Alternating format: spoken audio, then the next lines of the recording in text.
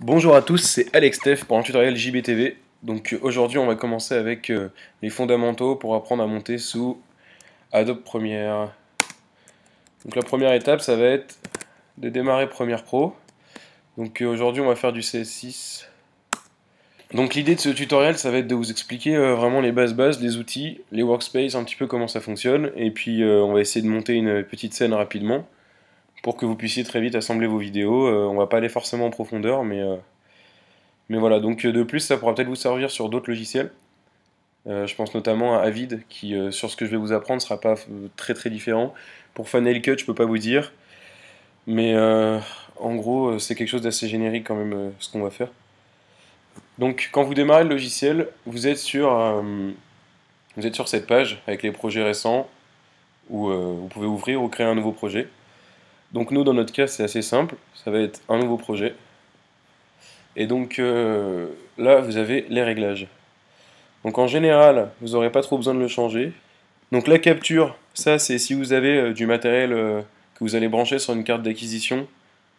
Par exemple, je pense à des enregistrements sur cassette. Donc il faut bien choisir si c'est des cassettes DV ou HDV, ça change le format ici. Enfin peu importe pour nous vu que c'est des fichiers. Et par contre dans Scratch Disk, en fait il s'agit des endroits où vont les fichiers du cache. En fait ce sera là que Premiere va mettre les fichiers de pré-rendu pour pouvoir visionner votre montage sans l'exporter. Donc partout, Same as Project, c'est pas mal. Comme ça, quand vous supprimez le dossier, bah, ça part avec. Si un jour vous avez fini votre montage, donc voilà. Ensuite, tout en bas, ça c'est important, c'est où est-ce que vous mettez le projet. Vous faites un dossier, on va l'appeler tuto JB 1. Ok, donc là jusqu'ici, je perds personne. Là, vous mettez le nom du projet. Donc le projet, c'est le fichier .pproj. Enfin, le projet en fait Adobe Premiere, c'est-à-dire que c'est ce qui contient le montage. Ce sera le nom. Alors là, c'est la première séquence que vous allez créer.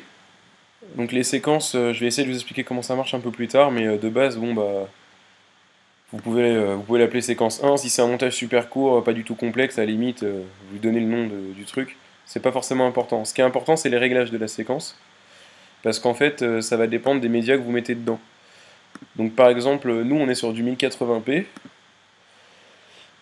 en 24 images secondes. Donc a priori, ce serait ça. Seulement ici, on voit que le rapport d'image est de 1,5 et nous dans notre cas le rapport d'image il est de 1. Donc ça c'est le ratio des pixels, donc c'est bien de le savoir. J'imagine que ça va pas tout de suite vous parler. Faut être un peu curieux de ce qu'enregistre votre appareil ou alors de comment sont vos médias.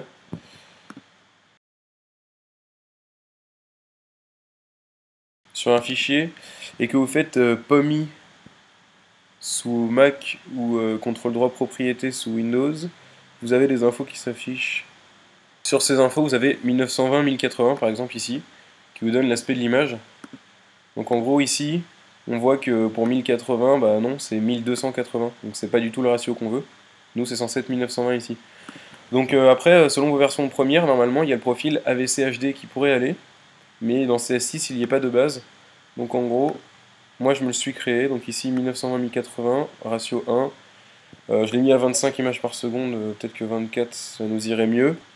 Dans Settings, on y va, et ici on met 23 976 d'ailleurs, c'est pas 24 exactement. Et voilà, et on fait OK. Donc voilà, on est dans Adobe Premiere. Alors la première chose, c'est avant de vous décrire les fenêtres, je vais vous montrer quelque chose, c'est dans Window Workspace, donc fenêtre, espace de travail en français. Vous avez différents espaces de travail en fonction de ce que vous faites, sachant que vous pouvez vous créer les propres vôtres, hein, New Workspace, Delete Workspace, vous pouvez les gérer comme vous voulez si ça vous va pas ce qu'il y a. Donc en gros, editing et montage, ça va se ressembler pas mal. Effect, c'est plus quand vous allez faire de la retouche. La color correction, c'est carrément quand vous ferez de l'étalonnage, donc ça, on va pas trop en parler aujourd'hui. Et là, par exemple, apparemment, je suis sur audio, c'est parce que en fait, j'ai eu besoin de monitorer de l'audio pour faire des modifications.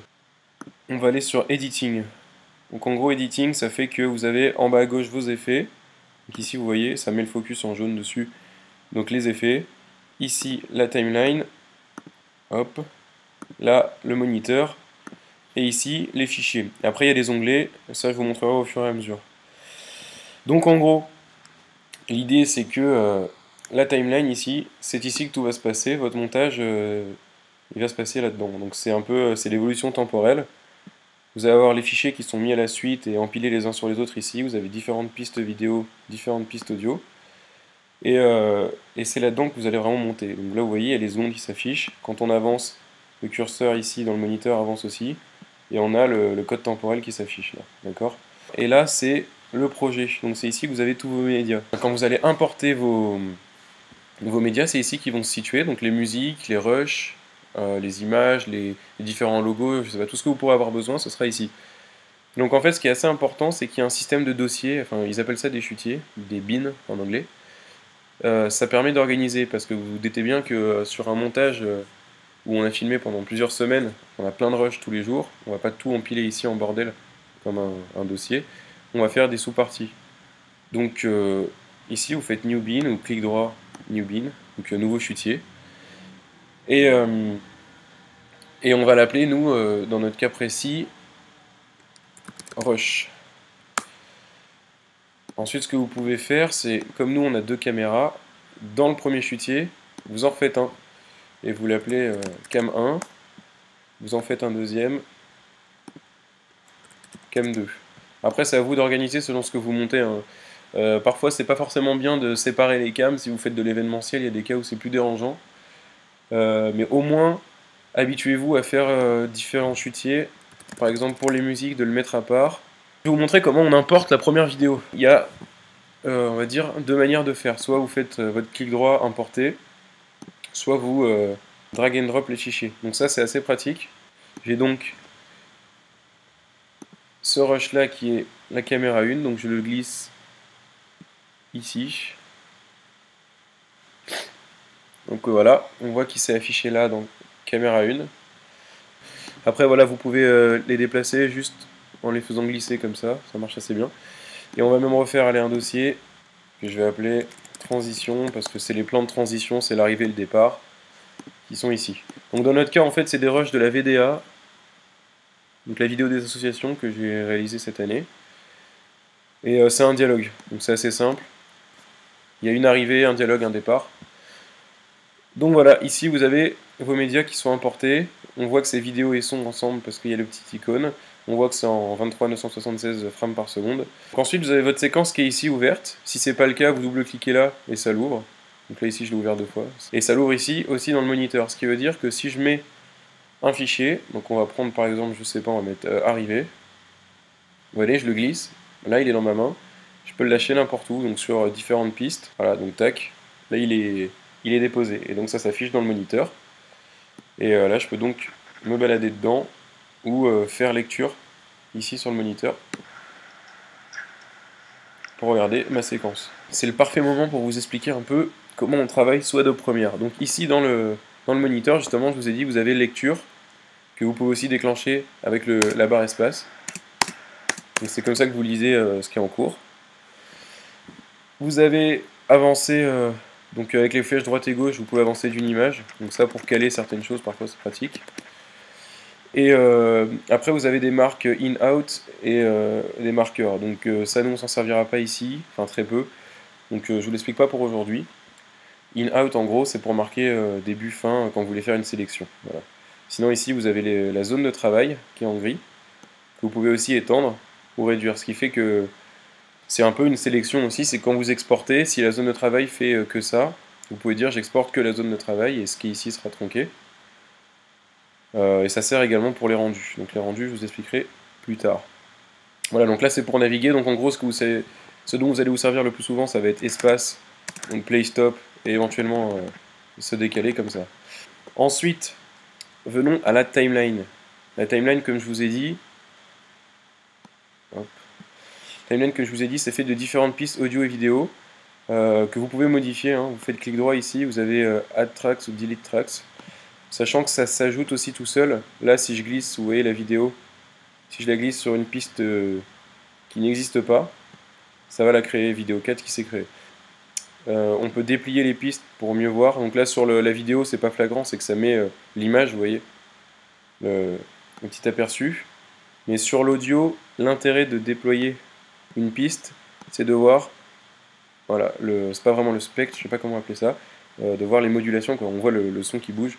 Ici c'est surtout du bruit du vent, donc c'est un peu linéaire, mais dans certains cas ça permet de se caler. Vous pouvez zoomer, c'est Alt et la molette, Alt zoom quoi en gros. Là vous voyez, on a le détail. Et donc sachant que la réduction maximale c'est à l'image près. Donc là vous voyez ici on a une sélection, c'est une image. Bref, pour l'instant, c'est pas utile. Et donc, chose très importante, les vidéos et les pistes audio se sélectionnent. Et ces sélections, elles sont utiles notamment pour cette raison, c'est qu'imaginez ici, j'ai mon média, j'en prends un autre ici. Je peux le sélectionner, le couper, et si je le colle ici, il remplace mon ancien média, et ça me dérange parce que du coup, j'ai pas gardé le reste de la vidéo.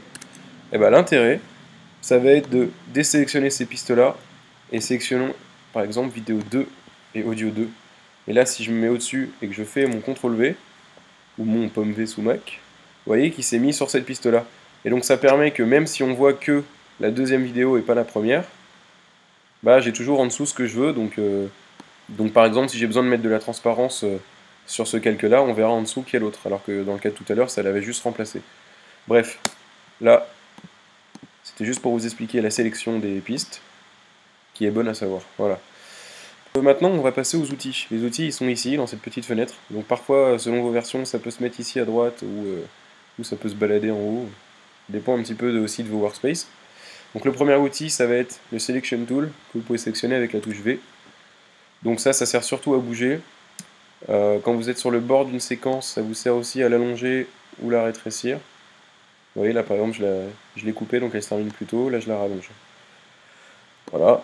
Ça sert aussi pour les niveaux, par exemple là vous pouvez avoir le niveau de volume qui s'affiche ici, et donc avec la flèche je peux le monter ou le descendre, donc là on va le remettre à 0 décibel, mais enfin, voilà, ça se fait avec cet outil là. Dans les outils utiles ensuite vous avez le Razor Tool, lame de rasoir, donc vous déclenchez avec C comme cut, et qui vous permet hop de couper un média. Donc ça pas besoin de vous dire à quoi ça sert, hein, dans un montage vous avez forcément besoin de couper de la vidéo. Donc là c'est assez pratique, sachant que c'est remplaçable aussi par la commande CTRL-K ou commande K, qui se fait comme ça, et qui coupe à l'endroit où votre curseur est placé au moment où vous le faites. Donc c'est bien, par contre ça, faut penser à sélectionner les pistes, mais par exemple si je veux couper que la vidéo, hop, en sélectionnant que la vidéo, vous voyez, j'ai pas coupé le son. Donc dans certains cas ça peut être pratique. Oui, donc vous avez le Slip Tool, en fait ça c'est déplacer dessous je crois en français. Donc en fait en gros vous prenez une séquence, et imaginons, donc là, avec la lame de rasoir, on va prendre juste une partie. Donc là, vous supprimez avec Sup ou avec Backspace sous Mac. Et en fait, déplacer dessous, ça permet de garder le cut, mais de prendre plus tôt ou plus tard dedans. Ce qui fait que vous gardez les mêmes points d'entrée et de sortie, mais c'est vous qui déplacez la vidéo à quel moment vous les sélectionnez. Voilà, c'est pas forcément, ça sert pas tous les 4 matins, mais c'est bien. Et ensuite, bon, la loupe, la main. Et voilà, et donc là, vous avez Ray Stretch Tool, qui est, je sais plus, l'allongement temporel ou quelque chose comme ça.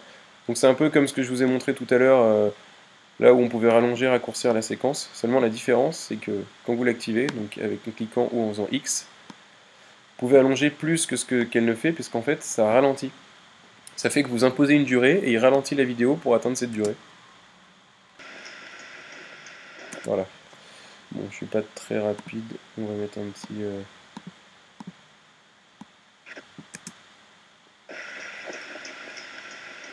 Voilà, c'est assez drôle. Bref, ça pourra vous servir. Voilà, on a fait le tour à peu près des outils, on va pouvoir commencer à faire notre montage.